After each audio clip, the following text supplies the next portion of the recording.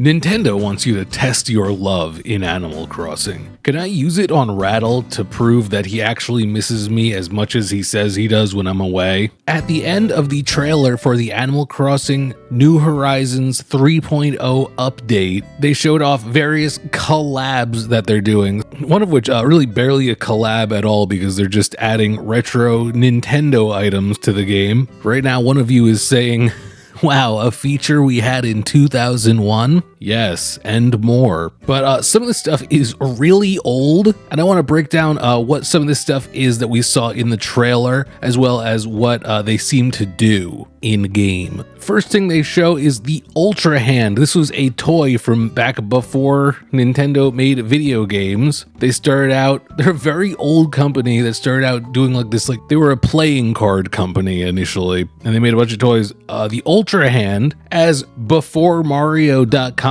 that gives history of all the stuff of Nintendo before their video games. The Ultra Hand was designed in 1966 by Gunpei Yokoi, and it's just a little toy, a little extending arm doodad where you can extend it out and it will grab something and pull it back to you. It has little suction cup looking things at the end. The picture on the box shows some kids stealing a wallet. Got them. And it looks like it came with little plastic things, balls and cylinders that you could pick up, I guess, to test it out and not break anything. Wow, actually the diagram makes this look a lot more complicated than I thought. Anyway, I imagine this is just like a little furniture item in the game, and you probably hit A on it and it'll like magically extend out and then go back and not actually pick anything up because it's just a little display item. Next thing they show is the Ultra Machine. The Ultra Machine from 1967 was basically like an automatic baseball pitcher, except it's more like little tiny wiffle balls, it looks like. It came with a plastic bat and used a single D-cell battery. You know, this does look like a fun thing to have. If I was to guess, I would say you probably just click on this and it fires a ball out that then just kind of like disappears. I don't think they added physics in to the ball and have it bounce around your house in Animal Crossing or anything. Then they show the Love Tester, because they freaky like that. Again, from before Mario, the Nintendo Love Tester from 1969. Nintendo toy aimed at a more mature market, advertised to be for young ladies and men. Oh boy. It ran on a single AA battery. What it did was measure the conductivity of two people. I believe you'd get two people, have them hold hands, and then with their other free hand, they'd each hold a side of this thing, one of these metal discs. Then it would pretend to be testing the love between them. Really, the whole thing seems like a trick to get someone to hold your hand.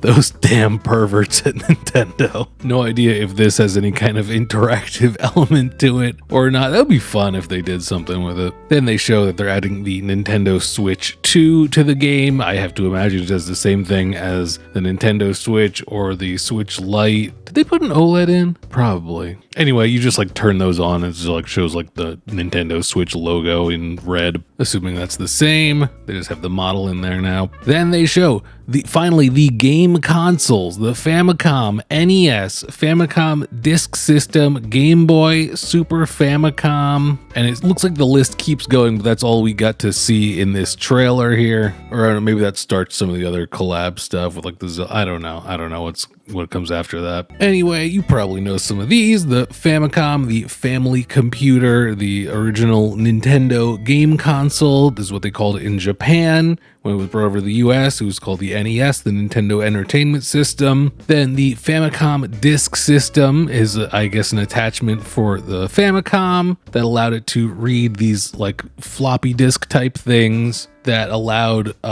this was not a thing in the US, but I believe in Japan, you could like take them and have them brought to a kiosk that they had in different places and basically write a new game onto it. And I believe there's some enhancements to some games that ended up on the Famicom Disk System, which we will talk about in a sec. And then the original Game Boy, the big gray thing with the dot matrix screen, and Super Famicom. Oh, there's going to be also SNES is one of the things you can't see on the list here. Now they show a character going up to like the NES and clicking on it and able to play a game, which is a thing that existed back in Animal Crossing on the GameCube. You could collect various NES consoles and each one would play a different game, which was really cool at the time. Now, they say an interesting thing when they bring this up. First of all, that you need to have an NSO membership, their online service, which it itself gives you access to NES and SNES games. So it's funny, like, oh yeah, you could play these NES games in Animal Crossing, but not for free.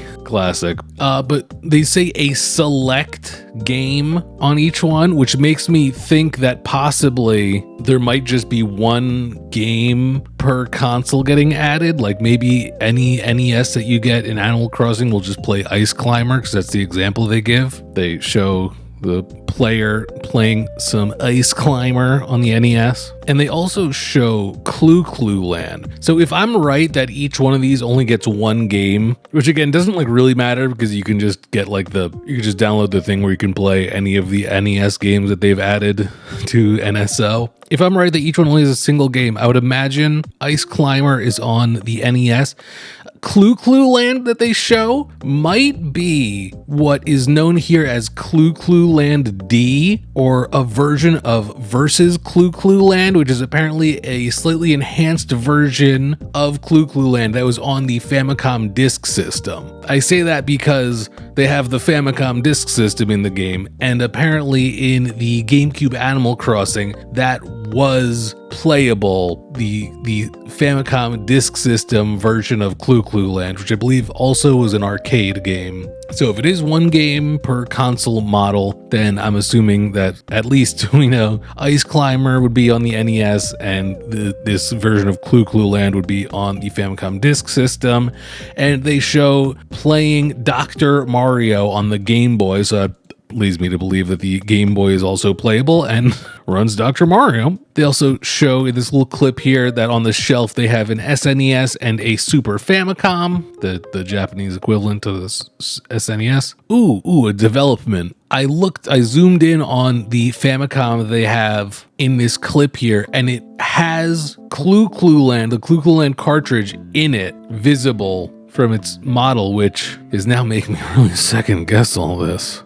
Okay, and then the Famicom Disk System, I guess since it's a disc, you can't see the game that's in it from its model. Okay, very interesting, very interesting. So I guess the Famicom plays Clue Land. I don't know what would be on the disk system then, but I wonder if the Famicom just plays Clue Land D anyway as like a throwback, because that is associated commonly with like the GameCube Animal Crossing. I don't know, but oh gosh, let's see if I can identify what these cartridges are in the SNES and Super Famicom, now that I realize that that's apparently relevant. I don't recognize the SNES one. It's not like Super Mario World or anything like that. Man, I am really struggling with this. It would definitely be a Nintendo published game, almost certainly. It doesn't look like... Oh my god, I loaded it in 4K and zoomed all the way in, and I'm not getting this.